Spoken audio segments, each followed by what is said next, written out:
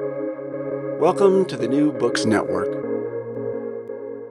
Hello and welcome to another episode of New Books in History. I'm one of the hosts on the channel, Dr. Miranda Melcher, and I'm very excited today to be interviewing Dr. Carter Johnson about his book titled Partition and Peace in Civil Wars, Dividing Lands and Peoples to End Ethnic Conflict, which was published last year by Routledge. In this book, Dr. Johnson examines whether and in what sorts of circumstances partition is an effective means to resolve ethnic and sectarian civil wars.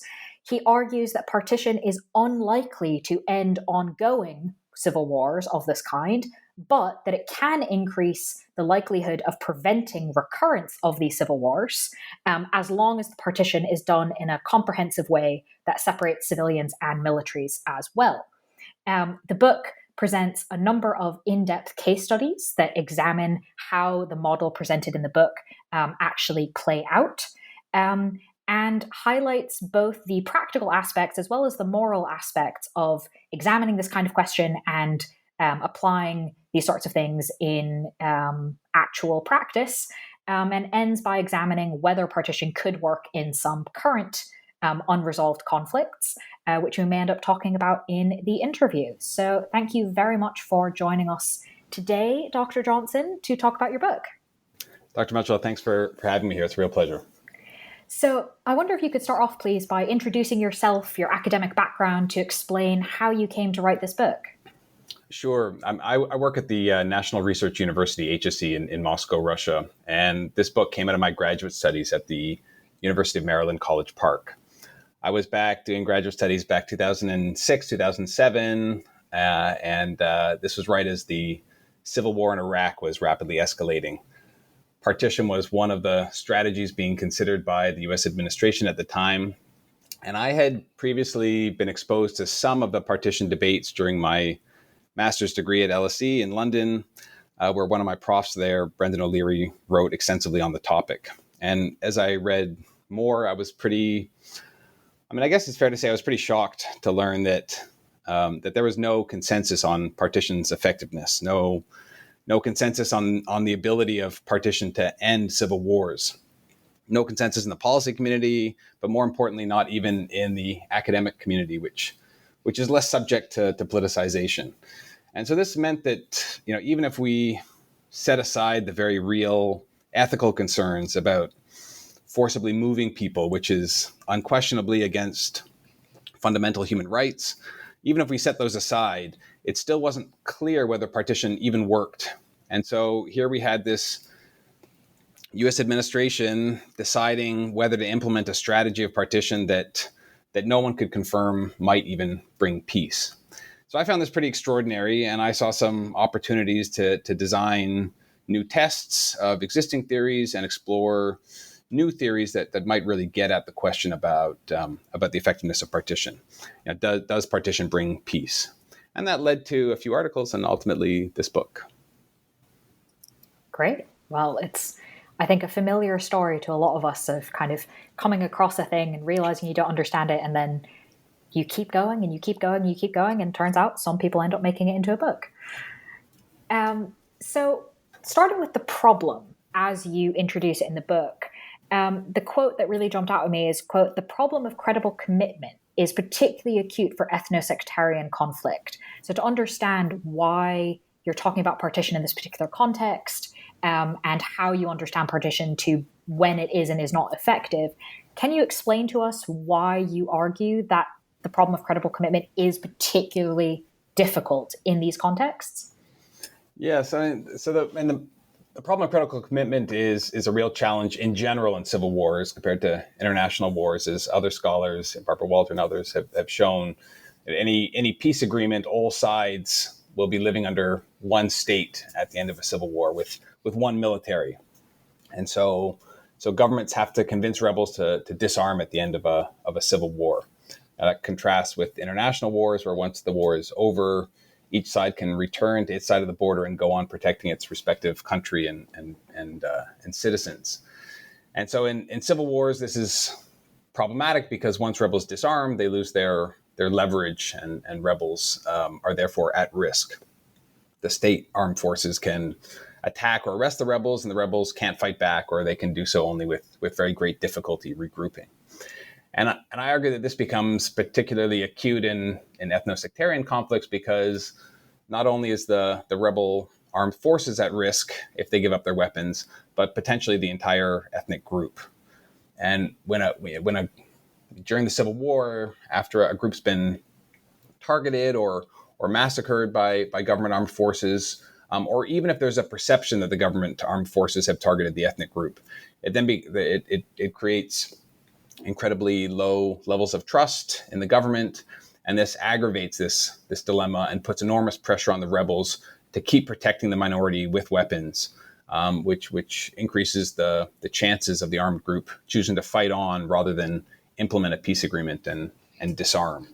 So that's this acute side of the credible commitment problem for ethnic civil wars or ethnosectarian civil wars.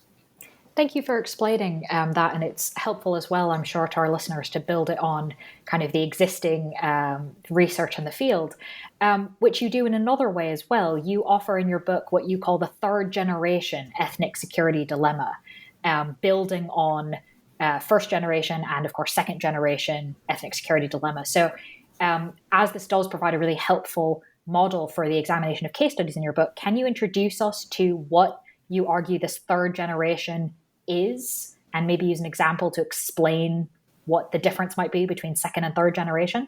Yeah, absolutely. I mean, maybe I'll just start with just a quick, about the first generation and second generation. The first generation ethnic security dilemma. This was all about how wars start, and scholars created a model whereby ethnic groups during state breakdown, during this onset of anarchy, ethnic groups are akin to individual states in the international system, which could only rely on themselves for security. But each step that ethnic groups would take to make themselves feel more secure, such as increasing their weapons or self-defense forces, would make other ethnic groups feel less secure. And in this context, even defensive maneuvering can lead to increased security for all, and eventually can lead to the onset of the civil war. And the archetypal situation was the collapse of Yugoslavia, with Serbs, Croats, and Bosniaks left to defend themselves as the Yugoslav state collapsed. So the big factors in that are sovereignty, these borders, demography. How are groups intermingled, and how does that drive insecurities, and anarchy? So sovereignty, demography, and anarchy. The second generation, so that was how wars start. The second generation is more about how wars end. And it draws on the same issues of sovereignty, demography, and anarchy. And this second generation assumed that groups are fighting because they wanted to protect their own kin, and that those wars would continue until ethnic kin were more or less separated into distinct territorially concentrated ethnic groups. And so the big focus on how to get wars to end was separating those ethnic groups into these self-defense territories, mini states or quasi-states or real states. And that's how wars would end.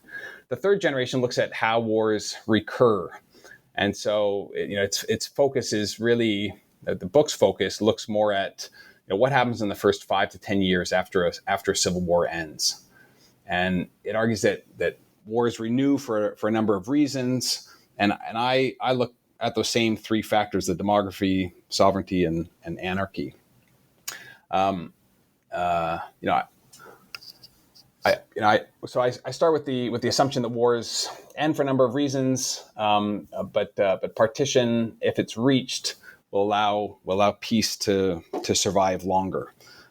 Most importantly, the third generation argues that wars are not fought and do not recur because of ethnic hatred or intransigence or hostile ethnic identities.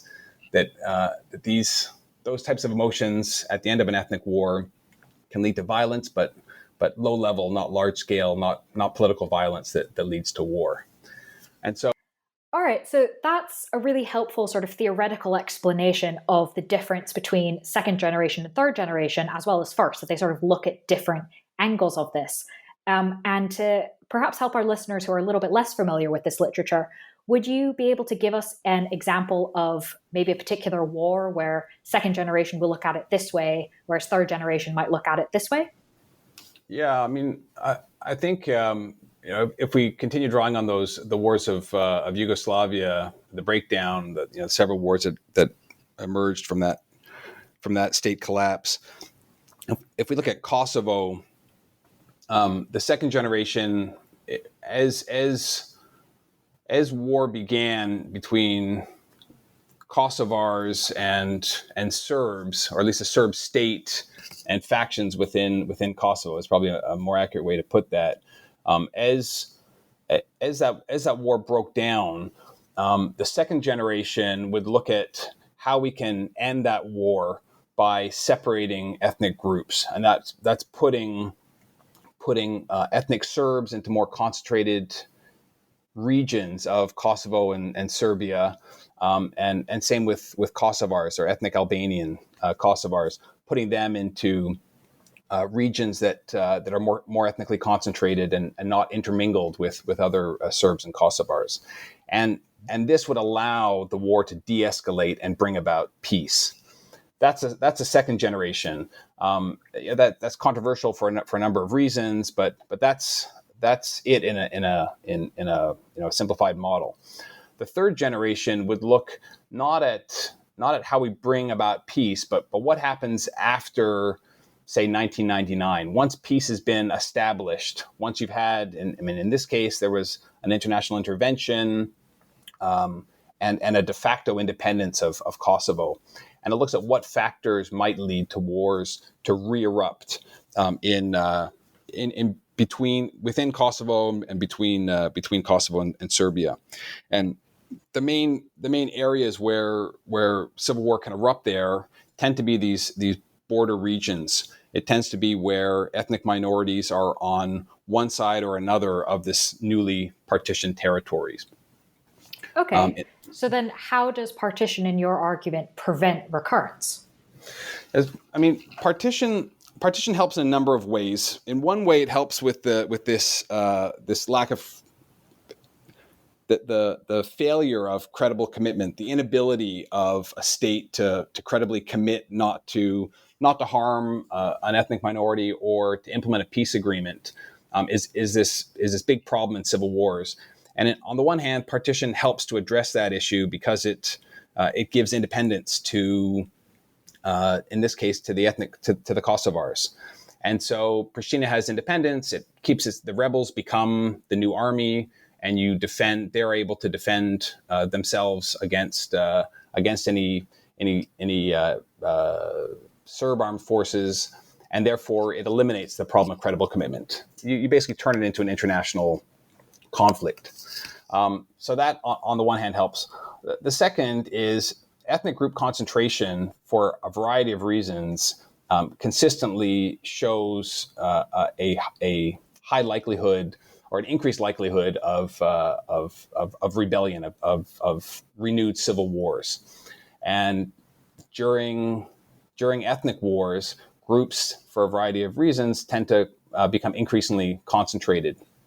And so both of these dynamics increase the likelihood of rebels being able to, ethnic groups being able to rebel against the state in a post-war environment. And again, that problem disappears with partition. Now, this third area of where ethnic minorities are located becomes tricky. And if ethnic minorities on either side of the border exist, then there are a lot of incentives for violence to recur. Either the homeland state, in this case, the example of Serbia, wanting to defend or protect ethnic Serbs that are located in Kosovo, or vice versa, the Kosovo Pristina wanting to protect ethnic Kosovars that are located in Serbia. So, in this case, the partition theory that I present in the book suggests that it's really important to either eliminate those minorities by redrawing borders around them. In the case of Kosovo, it would allow the northern part, north of where the city of Mitrovica and up north, where the ethnic Serbs are located, to break off and rejoin Serbia would be one way to redraw the border to allow this concentrated ethnic minority to disappear from Kosovo. This would be one way to eliminate that problem. The other way to address it is trying to get rid of anarchy, and trying to get rid of anarchy means building state institutions. So if northern Kosovo could concentrate, and this is something the European Union's been doing, could help to build state institutions, build strong law enforcement in that region, that is another possible alternative where you could prevent civil war recurrence. Okay. And you've already sort of hinted at it a bit in the different elements. But one of the aspects of your book that was, I think, a really useful addition to the discussion around partition is you differentiate essentially between comprehensive partition and maybe other less holistic methods, essentially. So as you've given us already a few sort of tidbits towards this, what is comprehensive partition?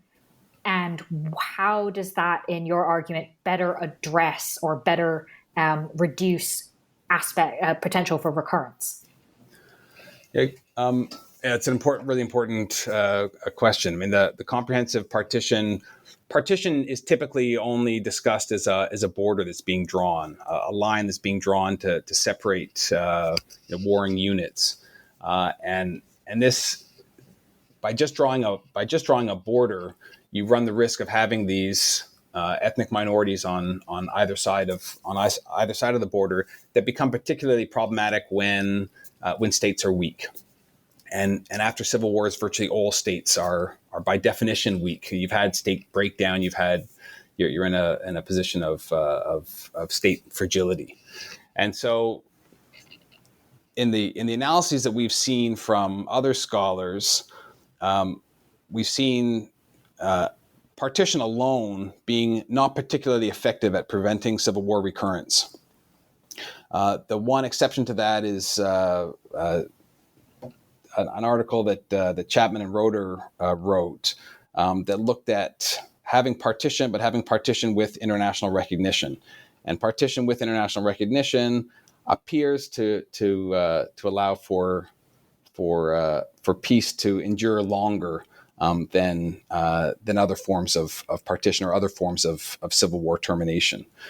That the data in that has also been subject to a lot of critique, and so there's a lot of controversy surrounding that. But in general, just drawing a new border, just having partition, just ending this problem of credible commitment through partition doesn't appear to be sufficient to allow peace to endure. But if you remove the ethnic minorities, and I say that with hesitancy because one of the big controversies around partition is forced population movements, and this is this is a horrific feature that has been present in every century that we know of, these forced population movements with horrific results, and so this is really something that no government no government currently, certainly no Western government and most international actors are not going to be pursuing forced population transfers or movements. So eliminating the minority can be done in a number of ways, and I've discussed some of those: redrawing borders. It may be possible to draw a border initially that doesn't allow for many ethnic minorities to be left on the wrong side of the border. But that type of comprehensive partition appears to allow peace to endure after the end of a civil war. Got it. I think the comprehensive piece is something that I know in my own research in civil wars was something that always felt a bit lacking in discussions around partition. So I found that personally a really valuable part of your theory. And so to move from the sort of theoretical side, now that we've established all the things you're contributing, you also have a number of case studies which were really interesting to demonstrate how these things can play out in real life. So I want to ask you about some of them, how they sort of play out, And so first off, I'm definitely not going to pronounce this correctly, but forgive me. What does the case study of Abkhazia tell us about your theory of partition? Now, you pronounce it really well, so you have some hidden talents there. Abkhazia showed a couple of really interesting sides, and I learned a lot through my field research there. I was there for about 6 months in total over a few years, and the first thing it showed, most importantly, is that partition as a tool to end ongoing civil wars, and this is usually where partition is proposed when we have these very violent conflicts. A lot of bloodshed, a lot of incentives to do something. That's usually when partition is tabled, and that was the case in Iraq when I began looking at it, and has been the case in a number of other conflicts, including Sudan. And we need to do it now. And the case of Abkhazia showed that the partition simply doesn't work as a tool to end ongoing bloodshed, to end ongoing violence. At least in the case of Abkhazia. Of course, Abkhazia is only one case, but what I discovered when I was there, I went there to look at. This was a civil war that occurred within the newly independent Georgia at the end of the former Soviet at the end of the Soviet collapse. A war that took place in the northwest of Georgia, and I went there to look at the partition that occurred in 1993, 1994 at the end of the Civil War. So I went there to understand whether, I was looking at patterns of migration and violence, and I wanted to understand whether it was that separation of ethnic groups that led to this peace that emerged in 93, 94. The 1994 partition left virtually no ethnic Abkhaz in Georgia and virtually no ethnic Georgians within Abkhazia. So it was this real kind of clear-cut example of an ethnosectarian conflict ended with partition, brought about peace. And so was it partition that brought it around? And I wanted to do this process tracing to try to understand that. And what I discovered, to my surprise, was there had been a much earlier partition that took place already by December 1992. By December 1992, the territories on their own as the dynamic, almost exactly as the ethnic security dilemma would predict. These population groups had separated on their own, either driven out of their homes and land, or had left their homes in seeking security among territories that were controlled by their own ethnic kin, by rebel groups that claimed to represent them. And this was kind of prototypical ethnic security dilemma dynamics at work. The groups had all separated. They'd even set up I was really surprised to see a commission was set up in December 92 to say, if you are an ethnic Georgian and you're behind enemy lines, control and territory controlled by the Abkhaz, we will let you leave. And likewise, if you're an ethnic Abkhaz and you live in territories controlled by the ethnic Georgian armed forces, and you want to go to the Abkhaz-controlled territories, you can do that. There was a commission. People were able to write letters. I want to leave. They were collected. Commissions agreed to the movements. And they allowed these groups to leave. So we are confident that the ethnic groups were completely separated, and this was done. This confirmed what civilians had said on the ground through interviews on both sides of the border. People disagreed on why people left, but both of them agreed that these groups had separated.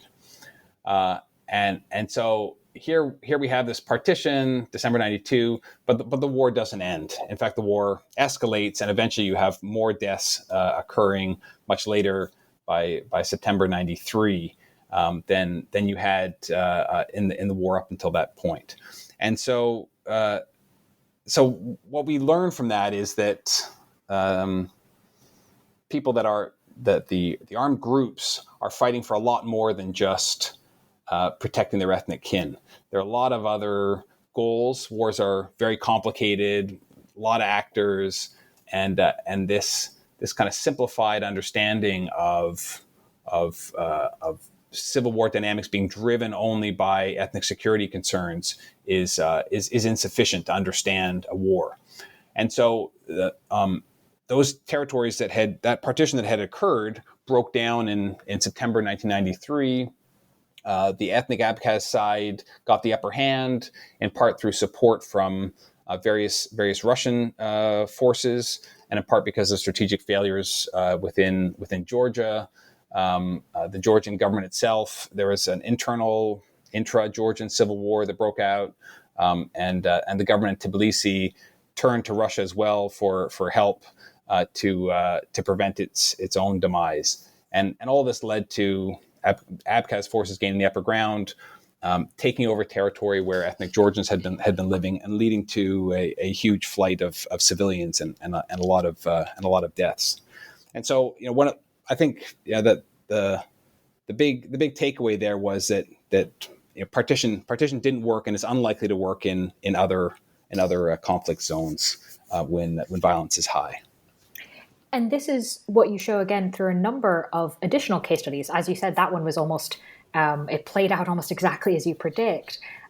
So could you introduce us to your cross-national test and explain how you built on previous work and sort of what that particular test tells us about your arguments around partition? Yeah, thanks. I mean, that test was one of the first things that I did on partition, and it was from that test that I picked the case studies, which were kind of outliers from the statistical analysis. That I started looking at the cross-national study because I saw some opportunities to better examine some of the other theories about partition that were out there.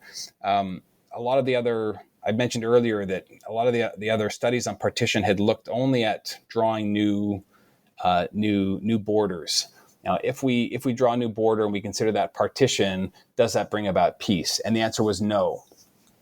But the second generation ethnic security dilemma had looked at separating ethnic groups, this very important demographic aspect, and that wasn't included in any of the statistical analysis. So that led me to look at this case study of Georgia Abkhazia, and then once we understood that it won't help to bring about peace, maybe we can look at whether it can help to prevent civil war recurrence. So taking a cross-national study of all civil wars, all ethnic civil wars around the world.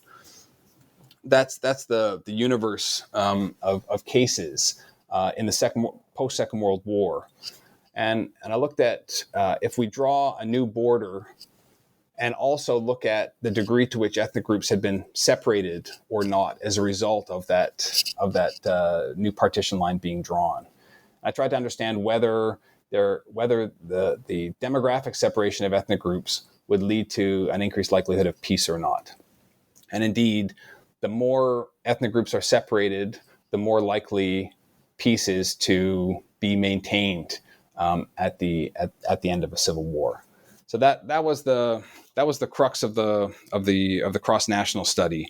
That at least looking out 5 years and even looking out 10 years, the more you separate ethnic groups through partition, the more likely you are to maintain peace. And so how does that then apply to your comparison, where you talk about how war does recur between Georgia and Abkhazia, but not between Moldova and Transnistria? So what does that comparison sort of tell us about this idea of separation?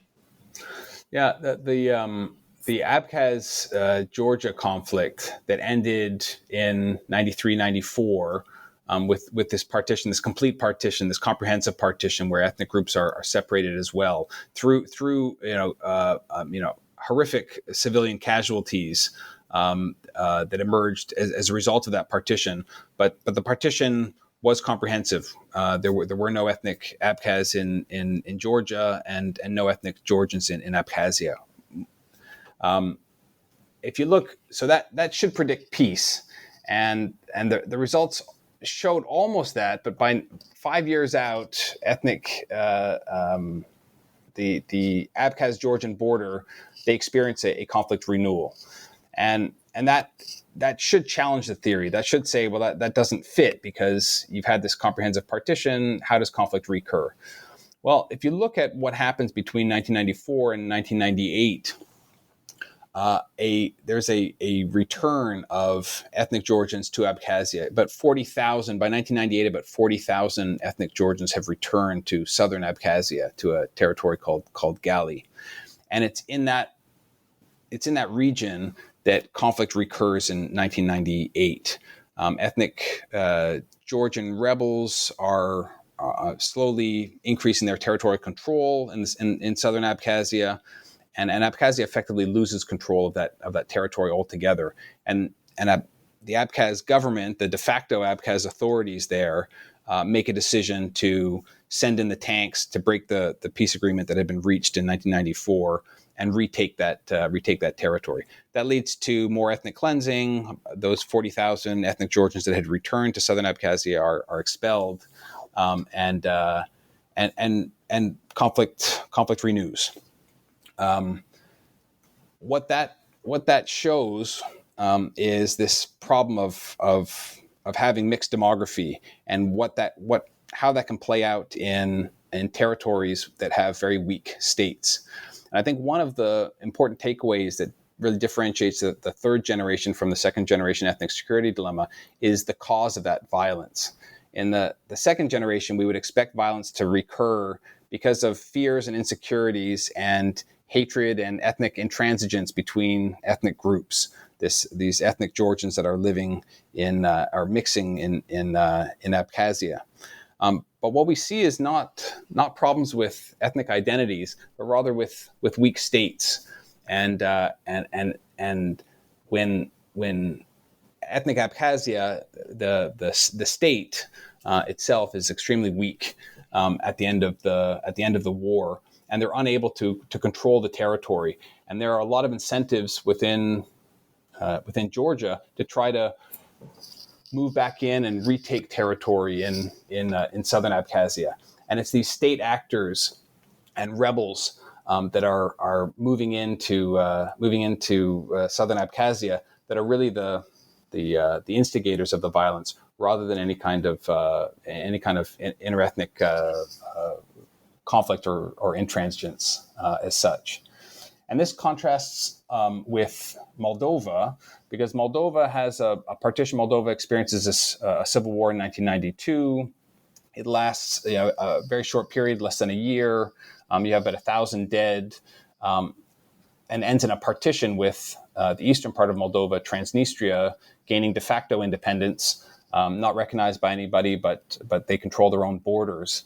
And there's a huge ethnic Moldovan or ethnic Romanian. There's a historical and controversial background to that, but let's say ethnic Romanian, Romanian-speaking population within Transnistria.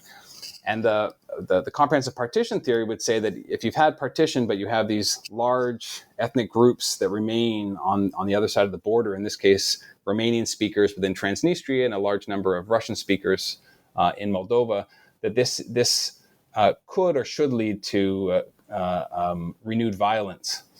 And it doesn't, because I argue from the case studies that the issue of anarchy, this important aspect of anarchy, this important issue of state breakdown, didn't really take place in the civil war of Moldova. That 1992, the civil war that erupts, it's not a traditional civil war that emerges in a given country.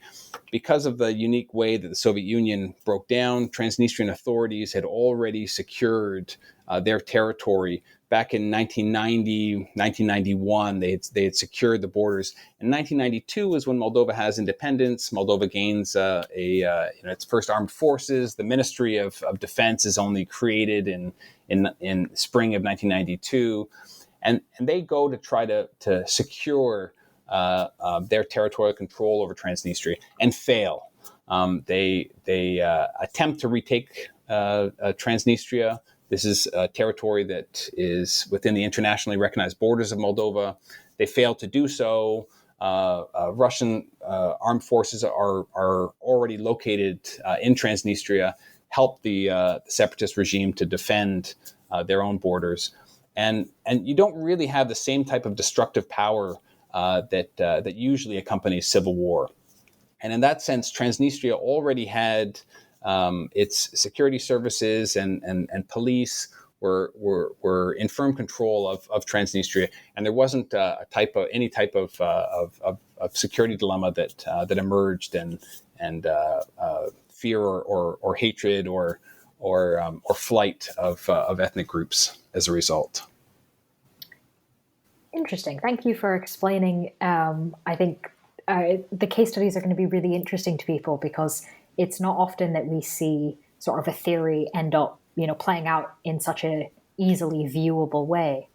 And this also tells us something not just about partition generally, but also about this idea of comprehensive partition that you discussed earlier, which I think has really interesting implications, obviously theoretically, but also in terms of policy. Do you want to speak a little bit about what you think the policy implications are of your research?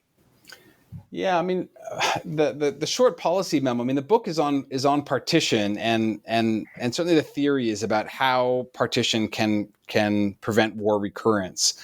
But ironically, the short policy memo would still be, for me, it would be don't try partition. The most discussions around partition are about stopping ongoing wars. And here, chapter 3 is really key because it shows that the partition doesn't work for the purposes that we usually talk about it with. Partition can work to prevent civil war recurrence, but you need this ethnic separation in order to have it succeed. And since most countries will not pursue forced population separation because of these gross human rights violations, it makes it very difficult to create or to see an environment where partition can succeed in the way that in the way that it's presented. The exceptions to this are either where it would be very easy to redraw borders. And I'll go back to that example of Kosovo and Serbia now.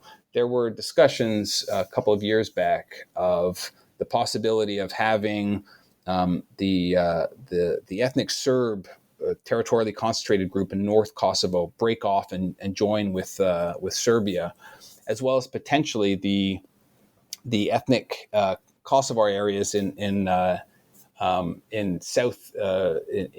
just southeast of Kosovo to rejoin with Serbia, and if I was taking it from a policy perspective, I'm looking at that case.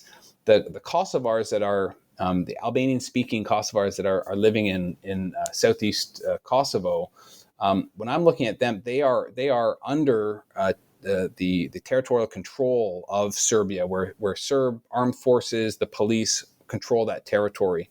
And so making a shift or redrawing the border in that context would likely increase the risk of violence. Whereas the Serbs located in the north and northwest of Kosovo are more or less are more or less under the control of ethnic Serb security forces, and so allowing that territory to break off and join Serbia would likely not increase the risk of violence. And so the only way that we can see partition succeeding is when you have these more or less neat demographic separations, or where you're able to really bring up and reinforce state institutions. And this is a very long and time-consuming and expensive investment, and can really be done without the use of partition at all. And if you're prepared to invest in the state institutions in a given country, you should be able to prevent civil war recurrence without even the need for partition. And so, ironically, I'm in a position of writing a book on partition and not recommending partition as a policy solution, just because it can succeed, at least in the analysis that I've done, in only a very narrow number of cases. Well, as we say in research, saying you're not going to do a thing or you shouldn't do a thing is actually really helpful. And I think the book usefully demonstrates why calls to, oh, just do a partition, that will solve the problem. You go beyond just saying, I'm not sure that's a good idea. You actually conclusively lay out exactly how high the bar is for that to make sense, and therefore revealing that it's probably not a bar that actually can be reached. So that's a very helpful policy contribution, even if it's not about enacting something. To move to my classic penultimate question that I ask every interviewee, given that we obviously listen to the book and we read the book, but you are the one really getting into the details of it, and you've done a lot of different kinds of research as well. So was there particularly something surprising that you came across in the research process? This can be a big realization or a small interview that sort of just was surprising to you. Maybe it's something that didn't even make it into the book.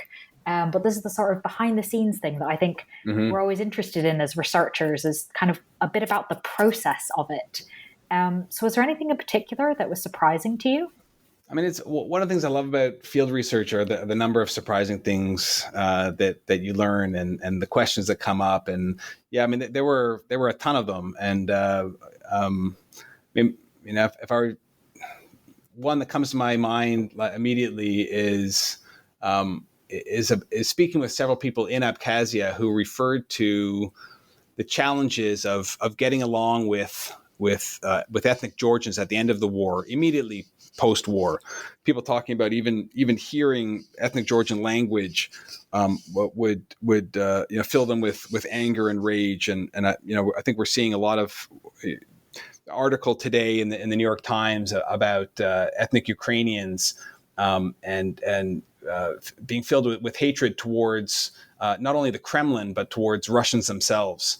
And so that this was a very widespread feeling, and this is common in a lot of conflict zones. This doesn't necessarily talk about emerging war necessarily or violence, but this feeling of hatred and anger. And then years later saying, now when I hear ethnic Georgian language, there tended to be a large number of migrant laborers, Georgian migrant laborers that were working in Sukhumi on construction sites when I was there. Them saying, look, over time, and this was only 10, 15 years after the conflict, it was fine to be side by side, and it was fine to start to re-engage ties very quickly. So the sense of the impossibility of living together after a horrific case of interethnic violence could change relatively quickly in a relatively short period of time without special programs designed to track to diplomacy or bringing people together. There is some kind of a process that took place even under very bitter conditions that allowed at least some of these. This is not a systematic study. This is anecdotal, but people that couldn't handle hearing ethnic Georgian, hearing Georgian language, suddenly, maybe I can do that now. And so there is some kind of a process there that I think needs to be explored further. So that was one that I thought was interesting. Another thing that I thought was interesting was the ethnic security dilemma itself, which is a much maligned theory in the literature. I was really surprised to see the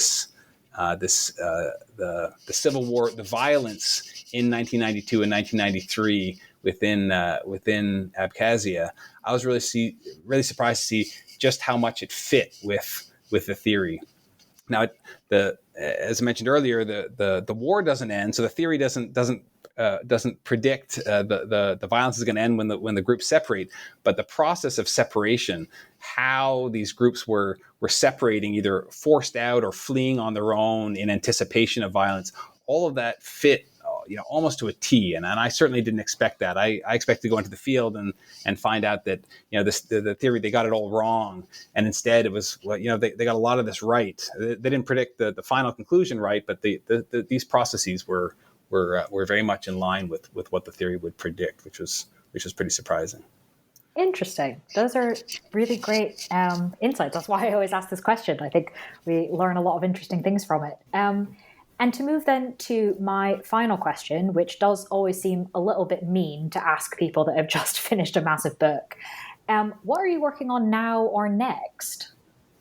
It's actually that first surprising thing that I found. That's what I'm running with right now, which is looking at this de-escalation of identity salience. We spend a lot of time looking at how identities become more salient during violence, during periods of violence. People that said, I never felt Croat or Jewish, until the violence began to be perpetrated against me. How these identities, these grow in importance. IR language would say become hardened. Comparativists may say become more salient. But we don't really focus a lot on how identity becomes less salient, de-escalates. And that's a process that I'm trying to look at right now. What happens after violence has taken place, and when does identity desalience occur, and what are the implications of that for violence and for war? Interesting. Well, I definitely think in my own experience that is a gap in the literature. So I will definitely be following that research. Hopefully it'll end up in a book and you can come back on the podcast. Thank you. I'd love that. But in the meantime, listeners can read your current book, which again is titled Partition and Peace in Civil Wars, Dividing Lands and Peoples to End Ethnic Conflict. It was published last year by Routledge. Dr. Carter Johnson, thank you very much for joining us today. Great speaking with you. Thanks very much.